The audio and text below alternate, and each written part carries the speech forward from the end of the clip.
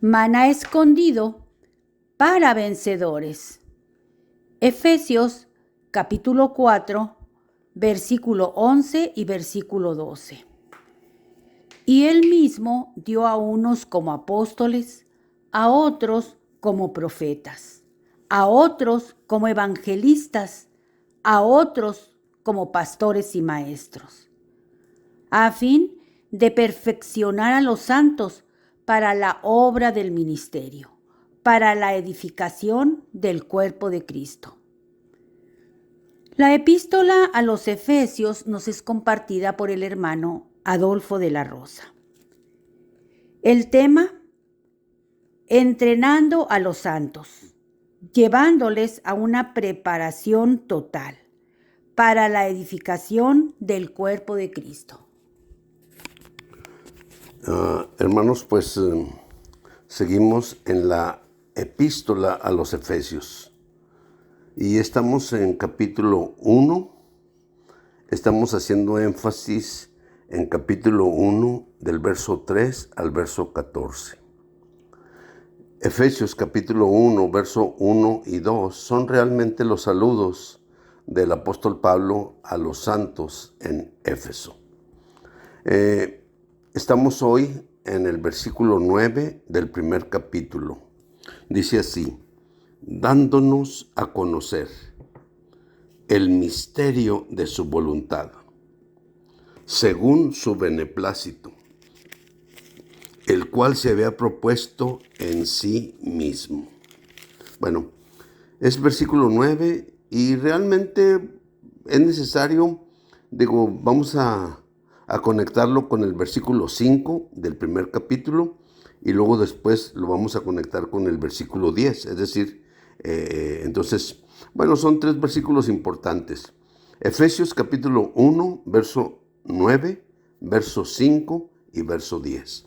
Entonces, esta mañana pues estamos con verso 9 y lo vamos a conectar con el verso 5. Entonces dice así: dándonos a conocer el misterio de su voluntad. Aquí esta es la primera palabra que yo quisiera que ustedes subrayaran, ¿verdad? El misterio de su voluntad. Y luego, bueno, hay otras palabras que son importantes que necesitamos subrayar también. O sea, por ejemplo, dice, la otra palabra sería beneplácito y la tercera palabra sería propuesto. ¿Propuesto o propósito? Propósito, vamos a leerla propósito para entenderla mejor, ¿sí? Entonces, en este versículo, el misterio de su voluntad, número 1, su beneplácito, número 2, su propósito, número 3. Entonces, ok, y luego esto realmente tenemos que relacionarlo con el versículo 5. Fíjese, si vamos a hablar del misterio de su voluntad. Bueno, esta palabra misterio, le voy a decir que es una palabra que prácticamente el apóstol Pablo lo usa basado en el concilio de la Trinidad Divina antes de crear los cielos y la tierra. Cuando el apóstol Pablo usa esta palabra misterio, la usa en ese sentido. Entonces, ok, aquí vamos a leer de nuevo, ¿verdad? Dándonos a conocer el misterio de su voluntad. Ahora, la voluntad de Dios, pues son muchas voluntades en la Escritura, ¿sí? Por ejemplo, Mateo 6:10, ¿verdad? Hablando del Padre Nuestro, dice, venga tu reino. Luego dice, hágase tu voluntad. Como se hace en los cielos, que se haga también aquí en la tierra. Ok, esa es una voluntad de Dios. Ya dijimos, ¿verdad? También Mateo 7:21 hay otra voluntad de Dios, ¿verdad? No todo el que me diga Señor, Señor entrará en el reino de los cielos, sino el que hace la voluntad de mi Padre. Bueno, entonces Mateo 26:42, ahí es otra la voluntad de Dios. Luego también mencionamos Tesalonicenses capítulo 4, versículo 3, versículo 4 y versículo 7. Entonces, se me hace que también en Gálatas 1:4 también está otra voluntad de Dios. Y bueno, así, en ese sentido, ¿verdad? Queremos hablar sobre el misterio de su voluntad. Cuando hablamos del misterio de su voluntad, esta es la voluntad que está por encima de todas las voluntades de Dios. Dios tiene muchas voluntades, sí, pero cuando tenemos el misterio de su voluntad, esta es la que abarca, la que cubre todas las voluntades de Dios. Dicho de otra manera, podríamos decir que todas debemos de traerlas finalmente al misterio de su voluntad. Todas las voluntades de Dios debemos de traerlas al misterio de su voluntad. Entonces, versículo 5 dice, predestinándonos para filiación. Y les voy a decir por qué conectamos el versículo 5. Déjenme se lo leo, fíjese. Dice, predestinándonos para filiación, por medio de Jesucristo, para sí mismo, según el beneplácito de su voluntad. Aquí tenemos de nuevo el beneplácito de su voluntad. Entonces estamos conectando la palabra voluntad del versículo 5 con el misterio de su voluntad de versículo 9. Ok, entonces aquí, ¿cuál es la voluntad de Dios en el versículo 5? Fíjese, predestinándonos para filiación. Es muy importante que realmente nosotros podamos darnos cuenta de esto es el meollo de la voluntad de Dios. Entonces aquí vamos a hablar, o sea, del misterio de su voluntad, pero vamos a hablar también de su beneplácito, vamos a hablar de su propósito eterno que Dios tiene con el hombre, y también vamos a hablar finalmente de la economía de Dios. Entonces, ok, predestinándonos para filiación. Esto es importante, ¿eh? Volvemos a decir, para que si no nos ha escuchado antes, ¿verdad? Aquí Dios nos predestina para filiación. Sí hay una predestinación, fíjese, para filiación. Entonces, esta palabra para filiación, si nosotros la españolizamos, Dios nos ha predestinado para hijificación. Esta palabra filiación, ¿verdad? Españolizándola es hijificación. En un sentido, Dios quiere hijificarnos. Dios quiere hacernos sus hijos. Dios quiere hacernos sus hijos maduros.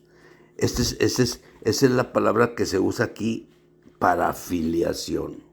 Mire, Reina Valera y quizá algunas otras versiones traduzcan. O sea, por ejemplo, Reina Valera dice, en amor, habiéndonos predestinado para ser adoptados hijos suyos. Bueno, aquí la palabra es adoptados hijos suyos. Pero yo quiero decirle que esa palabra,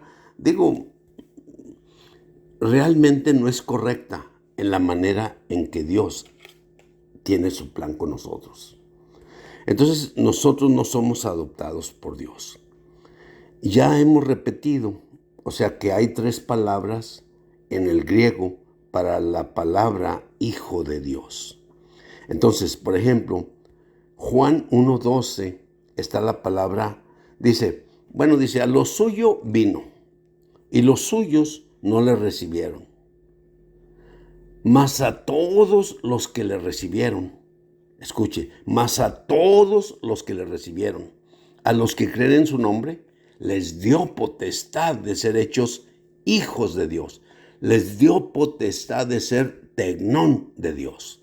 Esa palabra tecnón de Dios, hijos de Dios, es hijos recién nacidos. Esa es la palabra, como debe de ser entendida.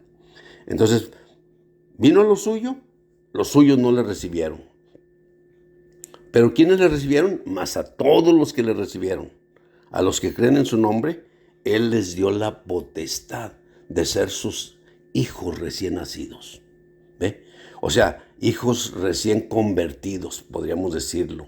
Hijos que acabamos de recibir a Cristo. Entonces, ese es el significado en Juan 1:12.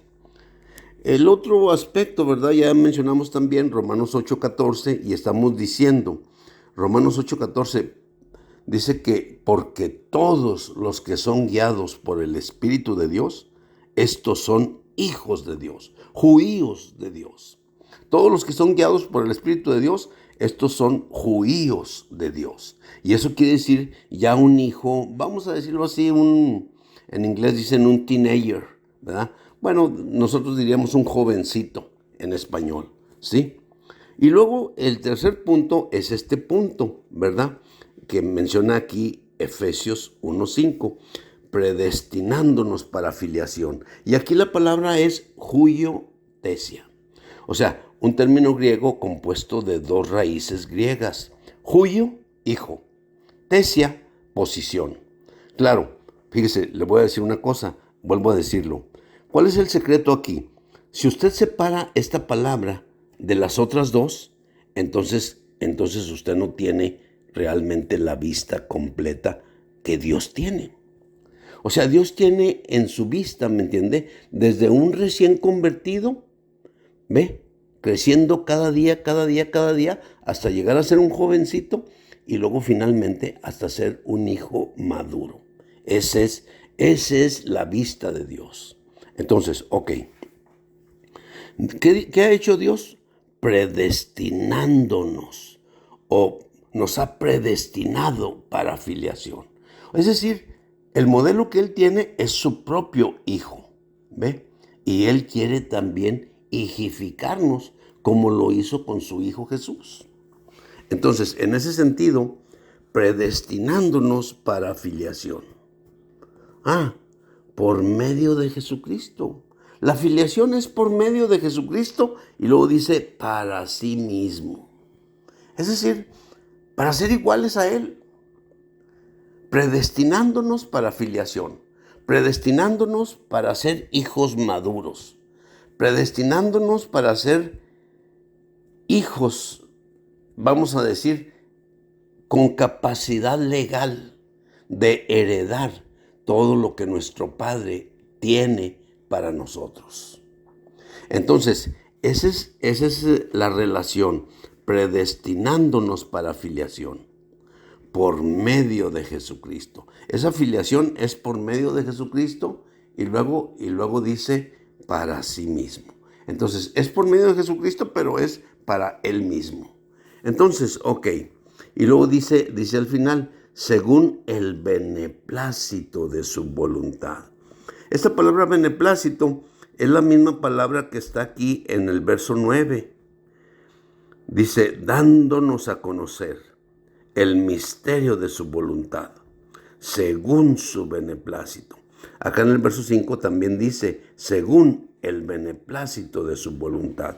Es decir, es lo que le agrada a Dios, es lo que le satisface, es lo que le llena. ¿Sí me explicó? Es su beneplácito, es su buen placer. Cuando decimos su buen placer también podemos referirnos al deseo del corazón de Dios. Fíjese, por ejemplo, si usted considera el verso 9, dándonos a conocer el misterio de su voluntad. Es decir, lo más alto de su voluntad es según su beneplácito. Según su beneplácito, como quien dice, quiere decir que esa es la fuente del misterio de su voluntad.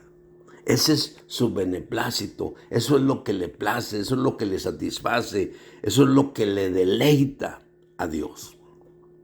Entonces, en ese sentido, ¿verdad? El Señor nos ha predestinado para filiación. Fíjense nomás, qué tremendo, ¿eh? Por medio de Jesucristo, para sí mismo, según el beneplácito de su voluntad. Mire, déjeme ahora, le